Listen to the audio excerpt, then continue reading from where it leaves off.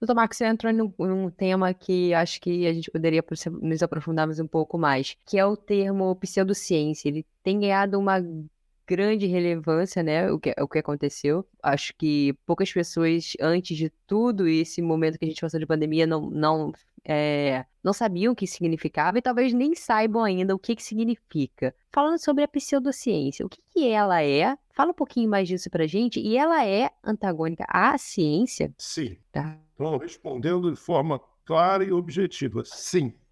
É. Tá. A pseudociência é uma informação, um método fantasiado, disfarçado de ciência.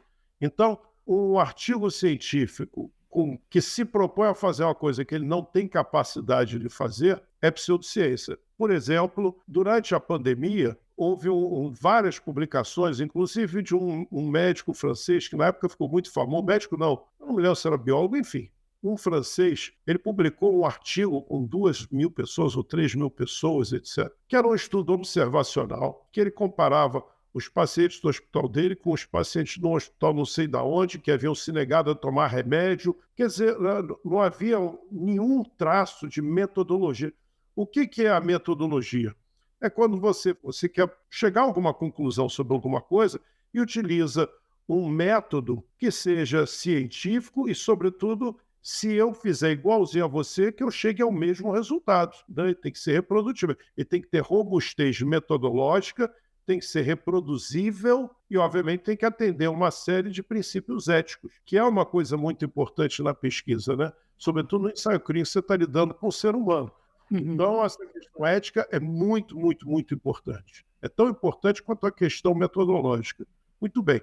O artigo científico dele, ele se contrapõe, ele era contrário a todos os princípios metodológicos que devem regir a avaliação de um novo tratamento, ou uma nova intervenção, ou uma profilaxia. E ele chegou à conclusão, naquele artigo, que um determinado medicamento servia para o tratamento da Covid. O que acontece? Uma pessoa que não conhece o assunto, que está lá na beira do leito, com o paciente morrendo de falta de ar, às vezes a mãe dele, o pai dele, com falta de ar, vem uma. Nós ainda temos um certo complexo de vira-lata. Então, quando é um francês que fala, né, se fosse um sujeito aqui da Petrópolis falando, não tem a mesma importância que o Uhum.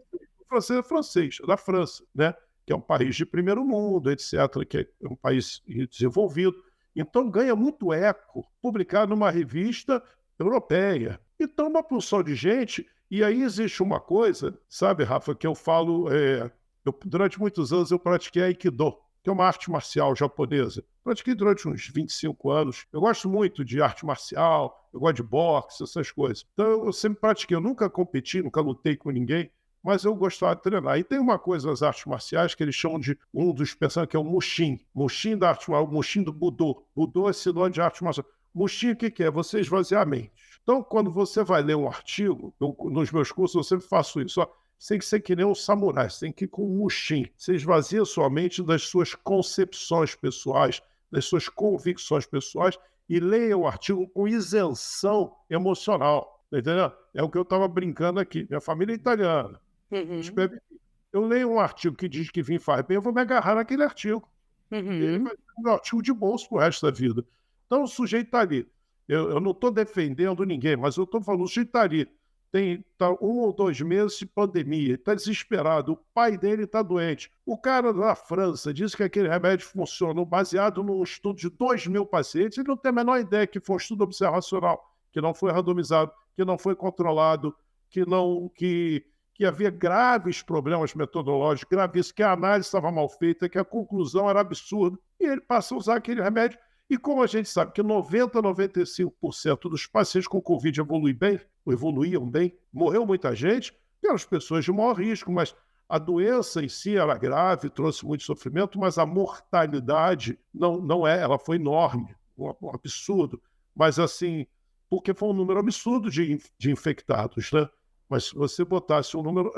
Então ele fica com a sensação que o remédio funcionou, mas a pessoa que ficou boa não ficou boa por causa do remédio, ficou boa apesar do remédio. E, de novo, eu não estou defendendo nem atacando tratamento A ou B, não é isso. Eu estou falando da pseudociência, que foi a pergunta da Rafa. Esse artigo é um exemplo típico de pseudociência.